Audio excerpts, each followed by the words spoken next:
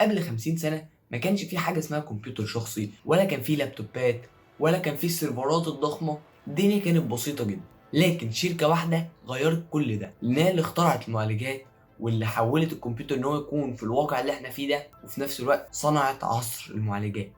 ولو انت لسه مش عارف احنا بنتكلم عن مين، فانا النهارده بتكلم عن انتل. لكن المعركه حاليا بقت في الذكاء الاصطناعي، في اداء خارق، في قدره استيعاب اكتر من مليار ترانزستور. مع كل ده انتل وقفت. المنافسين طاروا والقيمه السوقيه اتبدلت والعرش بيتنقل. دي قصه صعود وسقوط محتمل. خلينا نحكيها النهارده بالتفصيل في السلسله اللي بنحكي فيها تاريخ الشركات. يلا بينا نبدأ.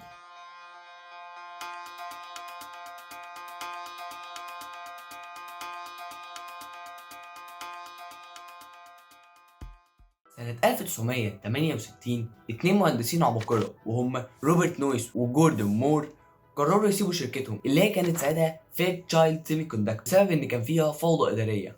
انضم ليهم كمان شخص اسمه اندي جراف، مهندس صارم كان عنده رؤية اسمها نصين المستقبل. التلاتة مع بعض أسسوا شركة اسمها انتجريتد الكترونكس في الوقت الحالي اللي هي انتل، شركة صغيرة لكن برؤية كبيرة جدا.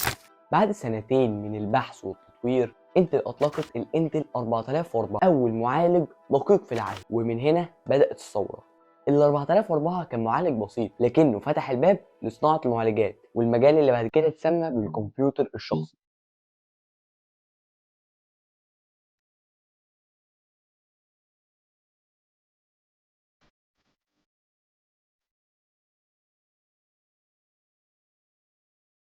مع الوقت انتل كانت ماشيه في طريق تطور، وبعض المعالجات كانت سابقه عصرها، ولكن في كمان بعض منها ما كانش احسن حاجه، والشركة هنا كانت بتدفع الثمن. المعالجات خلت فيه فرصة لأول مرة إن الناس تعمل كمبيوتر شخصي، وفي نفس الوقت يكون الأساس والعتاد بتاعه حاجة متينة. لكن كان فيه مشكلتين. أول حاجة هو إنه كان بيستهلك طاقة عالية جدا نسبيا، وطبعا كل الكلام ده في وقته، كانت حرارته عالية جدا. دي أول مشكلة.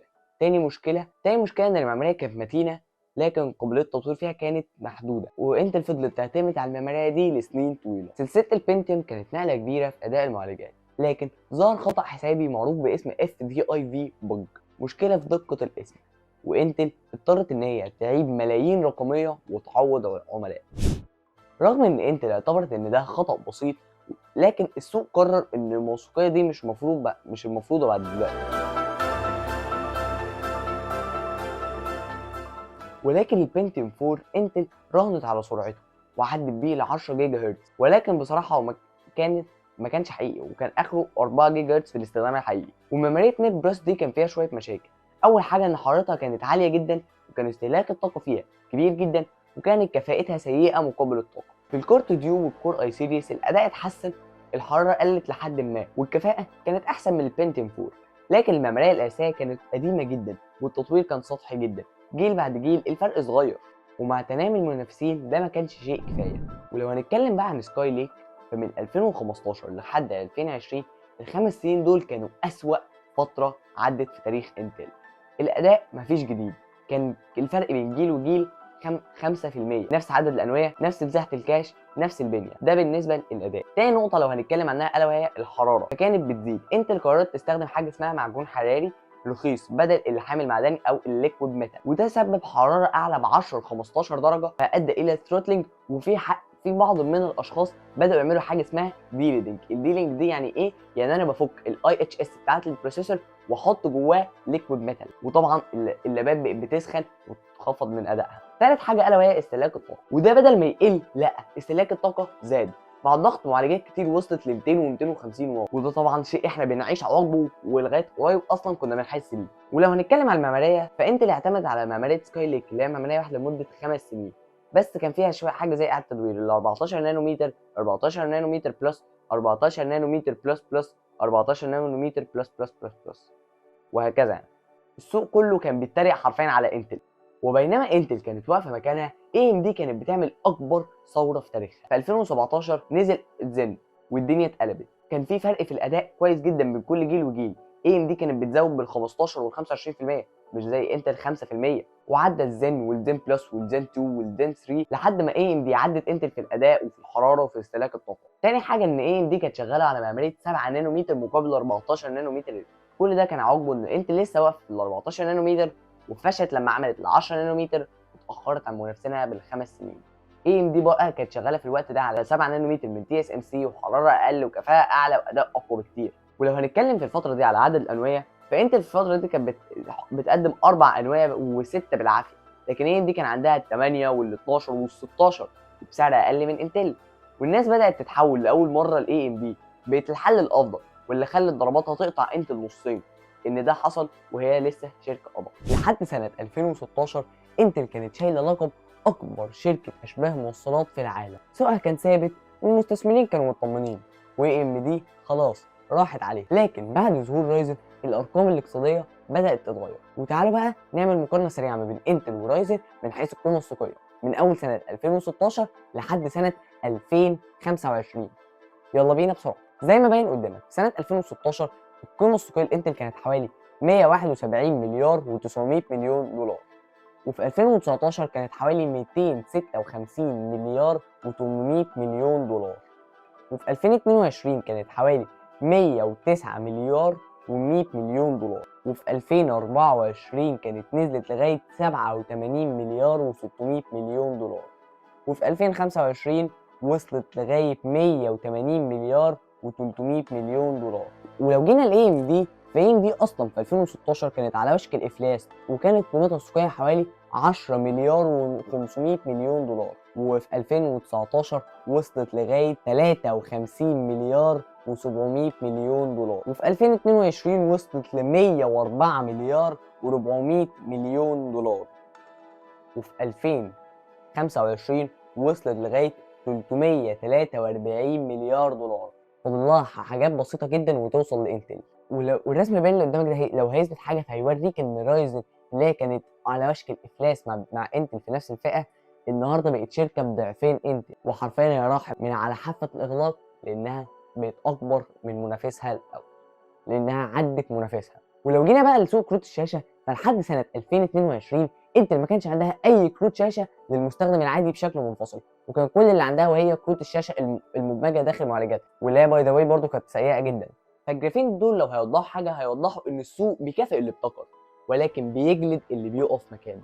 ومن 2015 ل 2020 انتل ما قدمتش اي تحسين في الاي بي سي، وال 14 نانومتر خلاص راحت عليه وبقى محروق، وحرارته كانت عاليه جدا، وكمان استهلاك الطاقه بتاعه في الاي 7 والاي 9 كان بيوصل ل 250 واط فاداء مقابل الوات. وتعالوا برضو نقارن الجزء ده مع اي ام دي بسرعه. لو اتكلمنا مثلا عن الجيل اللي هو لو اتكلمنا عن زين 1 او الجيل او الجيل السابع في انتل اللي هو سنه 2017، فانتل كانت بتستهلك حوالي 60 واط بينما اي ام دي كانت بتستهلك 45 واط، يعني فرق 25% لصالح اي ام دي. ولو جينا بقى عن زين 2 او الجيل التاسع في انتل، فانتل كانت بتستهلك 95 واط بينما اي ام دي كانت بتستهلك 45 واط، يعني اي ام دي اكفأ بحوالي 30%. ولو جينا بقى لزين 3 او الجيل العاشر في انتل، فانتل كانت وصلت ان هي تستهلك 125 واط مقارنه باي ام دي اللي كانت وصلت لغايه 65 واط برضه، مقارنه باي ام دي اللي وصلت لغايه 65 واط، فين اي ام دي اكفأ ب 48%. وده خلق واقع جديد ان اللابتوب بقى بيساوي اي ام دي، والديسكتوب برضه بقى بيستخدموا اي ام دي، والسيرفرات بقى بيستخدموا اي ام دي، والذكاء الاصطناعي بقى بيستخدموا انفيديا، وانتل بقت بتحارب بس علشان تفضل موجوده. سنة 2021 رجع لانتل شخص اسطوري اسمه بات جيلسنجر.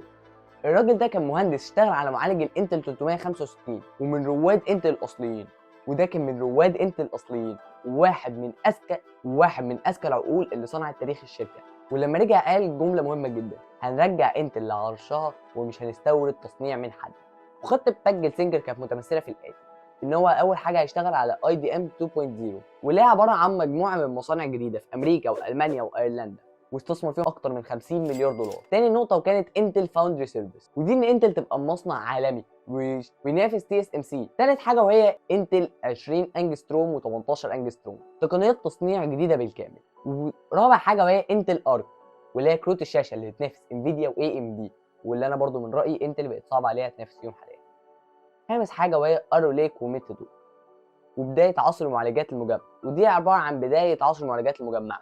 لكن هل الكلام ده مشي؟ لا، التنفيذ وقع والمشاريع اتاجلت والارباح نزلت، وارك بقت متكسره نصين وتصنيع ل 18 انجستروم لل 70، وخساره اكتر من 13 مليار دولار خلال 2023 ل 2024. وفي 2024 بات جيلسينجر خرج من الشركه. ليه؟ لانه كان عنده رؤيه، ولكن الشركه كانت متاخره 10 سنين.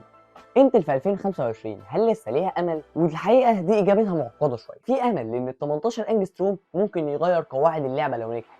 وانتل زين الجديده ممتازه لللابتوبات منخفضه الطاقه. ومبيعات اللابتوبات المعتمده على انتل كور الترا 2 ماشيه كويس. وجود انتل مهم لصناعه التكنولوجيا كلها. وفي نفس الوقت لا، لان اي ام دي اقوى معماريه، وانفيديا مسيطره على الذكاء الاصطناعي، وتي اس ام سي سابقاها بسنين في التصنيع، والشركه بتصرف اكتر ما بتكسب. والنهارده ما بقاش اداء سي بي يو خلاص، دلوقتي المعركه الحقيقيه بقت في الاي اي، في كروت الشاشه، في الام بي يو. ولو انتل ما اتجددتش، الناس هتفتكر ان انتل هي الشركه اللي اخترعت معالجات وبعدها نامت. وفي النهايه انتل صنعت اول معالج وخلت الكمبيوتر حقيقه. لكن العالم بيتغير، والشركات اللي ما بتتغيرش بتختفي. المعركه اللي جايه مش معركه ترددات ولا نانومتر ولا عدد انويه. المعركه اللي جايه هتكون معركه مين هيقود ثوره الذكاء الاصطناعي، ومين هيكون مجرد فصل في كتاب التاريخ. السؤال ده لسه محدش عارف اجابته. وبكده نكون خلصنا التاريخ بتاع شركه انتل. وعايزكم بقى تقولوا لي في الاخر، هل انتوا شايفين ان انتل ممكن تقوم تاني؟ وعايزكم برضه تقولوا لي ايه رايكم في السلسله دي. ولو عجبكم الحلقه ما تنسوش تدوسوا لايك واشتركوا في القناه. سلام.